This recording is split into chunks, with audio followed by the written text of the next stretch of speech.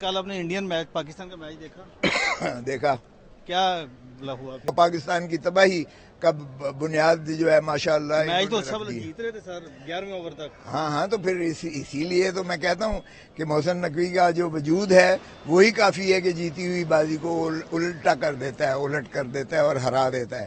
یہ محسن نقوی کی سلام ہے، اس کی عظمتوں کو سلام ہے. سر کھلاڑیوں نے کیا، محسن نقوی صاحب تو اب آئے ہیں جا کر. کیا بات ہے، کیا بات ہے. اب تو دیکھیں نا، بابر اعظم کپتان ہے، پوری ٹیم ہے اور اچھا خاصا بولنگ اچھی ہوئی.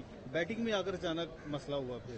ہاں تو پھر کیوں ہوا؟ یہ تو ایسے ہی ہے نا کہ آپ ایک اچھی بلی گیم کھیلتے چلے جائیں اور جب گول کے قریب جائیں تو آپ اٹھا کے باہر بال پھینک دیں. تو یہ تو پھر بدنیتی پر مبنی ہے نا. یہ ایک فکسڈ جب میچز ہوتے ہیں تو اسی طرح ہوتا ہے. یہ فکس میچ تھا سر؟ سارے فکسڈ یہ کر رہے ہیں یہ. اور کیا ہو رہا ہے؟ آپ کا کیا خیال ہے کہ یہ جو ہے امریکہ سے ہم ایسے ہی ہار گئے ہیں؟ امریکہ سے ہارنے والی بات بنتی تھی؟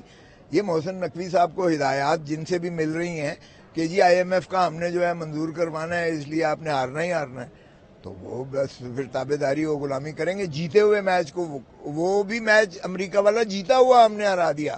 آخری اوور میں آپ کو 15 رنز چاہیے تھے.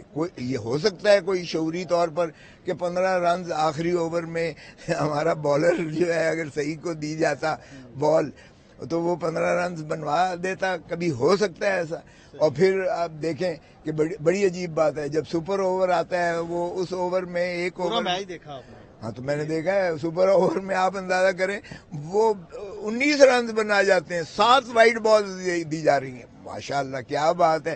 اس سے زیادہ کیا یعنی پاکستان کی قوم کی جو ہے یہ ان کی تباہی کی جا سکتی ہے، ان کے جذبات کی اور ان کے امنگوں کی اور ہمارے نوجوان نسل کی اور ہمارے کرکٹ اپ کمنگ سٹارز کو ہمارا کس طرح سے ڈی مورلائز کیا جاتا ہے. اور پھر دیکھیں بھیجا کس کو ہے. او بھائی بھیجو ان کو، آپ دو ان پلیئرز کو بھیجو جو ان فارم ہے.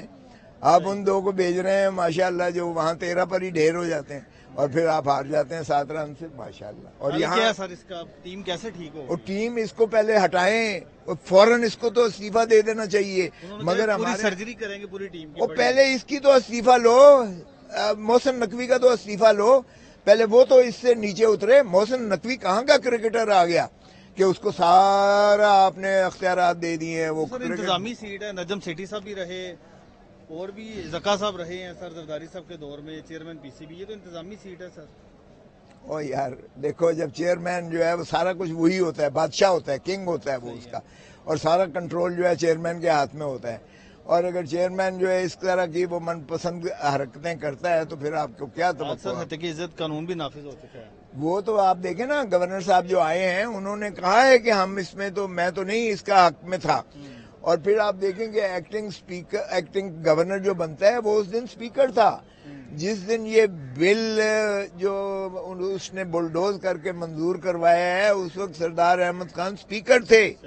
اور وہ سپیکر کی حیثیت سے بھیج رہے ہیں، گورنر کو بھیج رہے ہیں اپروول کے لیے، اور پھر خود ایکٹنگ گورنر بن کے اپنے ہی بھیجے ہوئے، اپنی بھیجی ہوئی سمری کو وہ منظور کر رہے ہیں. یہ کیسے ہو سکتا ہے؟ جبکہ وہ اصلی جو گورنر ہے وہ پہلے دن سے بھی مخالفت کر رہا تھا. وہ کہہ رہا تھا کہ صحافی برادری کے ساتھ آپ بیٹھ کر، اسٹیک ہولڈر کے ساتھ آپ اس کے ساتھ بیٹھ کر جو ہے ان تحفظات ان کے جو ہے ان کو دور کیجئے گا.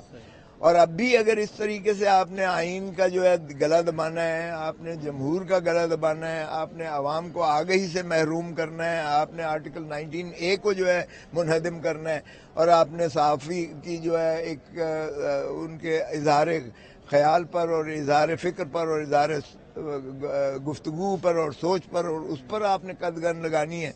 تو پھر اس طرح سے تو آپ دیکھیں کہ کس طرح سے صحافی جو ہے وہ احتجاج کناں ہے.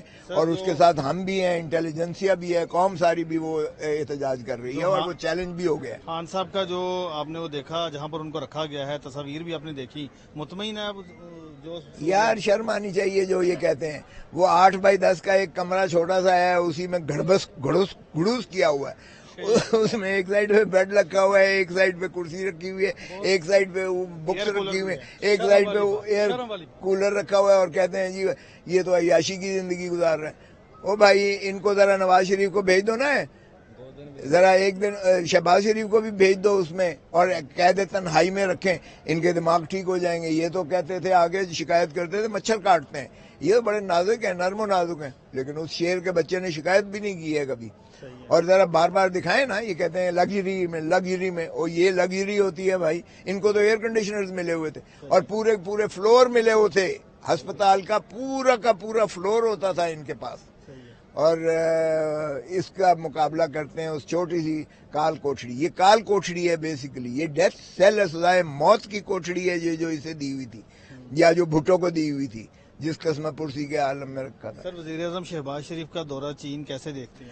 یار ایک تو وزیر اعظم مت کہا کرو، جعلی وزیر اعظم ہے وہ، اور وہ فارم 47 کی پیداوار ہے. اور دوسری بات ہے، تمہیں کس نے کہا کہ یہ وزیر اعظم کا دورہ تھا؟ ہاں ہوا اور وہ تو اسی لیے کیونکہ اصلی وزیر اعظم ساتھ تھا. آرمی چیف ہوئی ہے سر اس دورے سے کوئی زبانی جمع خرچ آپ کو جو ہے سبز باغ دکھا دیے جائیں گے. ایم او یوز سائن کر دیے گئے ہیں. اگر آپ ایم او یوز کی دستخط دیکھیں تو انبار لگے ہوئے ہیں، میمو آف انڈرسٹینڈنگ، اس کی دھیلے کی کوئی ویلیو وقت نہیں ہوتی ہے. ویسے ماشاءاللہ ان کے سمدھی صاحب ساتھ سے وہ فگریٹو جگلری کے بادشاہ ہیں. فگرز تو ایسے دیں گے نا، انفلیشن اتنی آ گئی جی ڈی پی گروتھ ہماری اتنی ہوگی، ایگریکلچر میں ہم اتنا پروڈیوس کر رہیں گے، انڈسٹری ہماری یہاں تک پہنچ جائے گی. وہ آپ کو دیکھے جائیں. لیکن اس غریب آدمی سے پوچھیں جس غریب آدمی کا چولہا نہیں چل سکتا ہے، جس غریب آدمی کا گھر نہیں چل سکتا ہے، اس تنخواہ دار سے پوچھیں جس کی تنخواہ میں بجلی کے بل نہیں وہ دے سکتے ہیں، وہ بچوں کے جو ہے فیسیں نہیں دے سکتے ہیں، ان سے پوچھیں. اور اس کسان سے پوچھیں جس کی گندم ابھی بھی جو ہے اوپن اسکائز کے نیچے جو ہے تباہ ہو رہی ہے. وہ ذرا پاکستان کے عوام کا حال. صنم جاوید کے گھر چھاپا مارا گیا اور بھی دیگر رہنماؤں کے گھر، اس پر کیا کہیں گے آپ؟ یار فسطائیت کی انتہا ہے، یعنی فسطائیت کی انتہا ہو گئی ہے. پتہ نہیں یہ کب تک جو ہے اس طریقے سے غلام رکھیں گے. یہ سمجھتے ہیں کہ یہ 60 کی دہائی ہے، 70 کی دہائی ہے، 80 کی دہائی ہے، 90 کی دہائی ہے. او بھائی اگر خاکی ہیٹ والا چلا گیا ہے تو اب خدا کا خوف کرو، خاکی وردی کی غلامی نہیں کرے گی یہ پاکستانی قوم. سو اس لیے میں سمجھتا ہوں کہ 1971 کے سانحے سے سبق سیکھو کچھ. جب ہم کہتے ہیں تو آگ لگ جاتی ہے ان کو، اوئی 1971 کی کیوں بات کرتے ہیں؟ کیوں ڈیلیٹ ہو؟ مجھے بتاؤ، کیا اس میں کوئی غلط بات ہے کہ 1971 میں ہم نے عوام کے مینڈیٹ دینے سے انکار کر دیا؟ اس وقت کے فوجی جو ہیڈ تھا، آرمی چیف تھا، چیف مارشل لا ایڈمنسٹریٹر تھا، اس نے کہا کہ میں کسی قیمت پر یہ عوام کو حاکمیت دینے کو تیار نہیں ہوں. اور اس نے جو لارجسٹ پارٹی تھی جس کے 160 نشستیں جیتی تھی اس کو انکار کر دیا، اس پارٹی کو بین کر دیا. اور کہا سارے غدار نہیں ہیں، 50% کو نکال کے نامزدگیاں کر دی گئیں اور نور الامین کو پرائم منسٹر نامینیٹ کر دیا گیا، بھٹو صاحب کو وزیر خارجہ نامینیٹ کر دیا گیا اور اس کو یونائٹڈ نیشنز میں بھیج دیا اور کہا I want the soil of Bengal minus the Bengalis. باقی میں مماثلت کسی کی نہیں کرتا ہوں، مجھے کوئی حق نہیں ہے کہ کسی کو غدار کہوں کسی کو نہ کہوں. یہ قوم اس کا تعین کرے گی، کون غدار ہے کون محب وطن ہے، یہ قوم کا مسئلہ ہے، ہمارا یہ سروکار نہیں ہے. لیکن خدا را جو قومیں اپنی ماضی سے سبق نہیں سیکھتی وہ مٹ جاتی ہیں. آپ کو کیوں یہ احساس نہیں ہو رہا کہ آپ نے 71 میں بھی یہی کیا کہ عوام کی آپ نے مینڈیٹ کا تضحیق کی اور اس کو نہیں دیا اور اتنا زیادہ خوفناک نتائج آپ کے بھگتنے پڑے. اب آپ پھر 8 فروری کا جو نتیجہ ہے عوام نے واضح طور پر کھل کے دے دیا عمران خان کے حق میں اور پاکستان تحریک انصاف کے حق میں. آپ پھر اس سے انحراف کر رہے ہیں. خدا را اس اسٹیٹ آف ڈینائل سے نکلو، اس اسٹیٹ آف ڈینائل سے نکلو گے تو ہی یہ ملک چل پائے گا، تو ہی جمہوریت چلے گی، تو ہی آئین کی بالادستی